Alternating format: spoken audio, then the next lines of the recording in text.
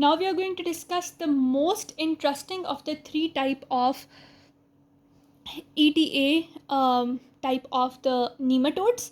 I told you from the the intestinal nematodes, we have three nematodes that are spread by the means of the ingestion of eggs. They were Enterobius discussed, the Trichuris discussed. Now we have Ascaris lumbricoids.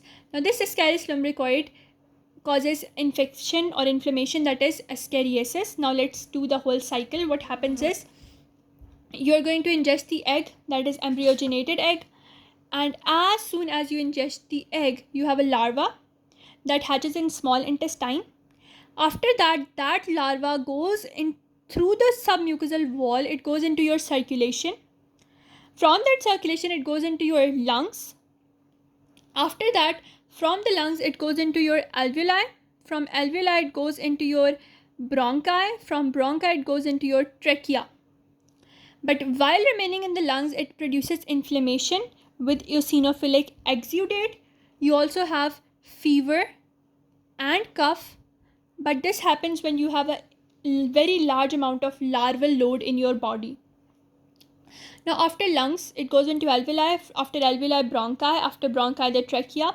After trachea, it goes into your oral cavity or your pharynx region. And from the pharynx region, you swallow it through your esophagus. When you swallow it through the esophagus, it goes again into the small intestine, but now it becomes adult worm. And when it becomes adult worm, it is going to lay a large number of eggs. These eggs are going to go into the feces, and fertilized egg, whenever it goes into the feces, what happens is it is laid down in any soil. The soil can be warm and moist, and that then this egg becomes embryogenated again, and if you ingest it again, the whole cycle goes on. So the major thing, or its infective one, is the larval stage, because it is going to produce eosinophilic exudate, fever and cough because of infection in the lungs. So this was the whole thing. Now these are also known as giant roundworms.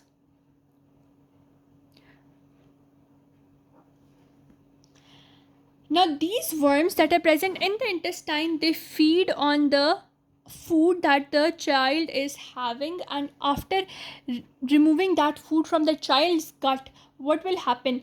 They will produce malnutrition in the child. So this is the thing that they are going to cause, malnutrition. After that, we are going to do the laboratory diagnosis. In the laboratory diagnosis, you can see this egg. The egg is oval shaped and it has irregular edges. That is why they have made it. If you look at it over here, you can see this is the oval shaped egg with irregular margins, and this is the typical example of an Ascaris egg. Now if you see the adult stage, you can see this, how long of a worm it is. That is why we call them giant roundworms.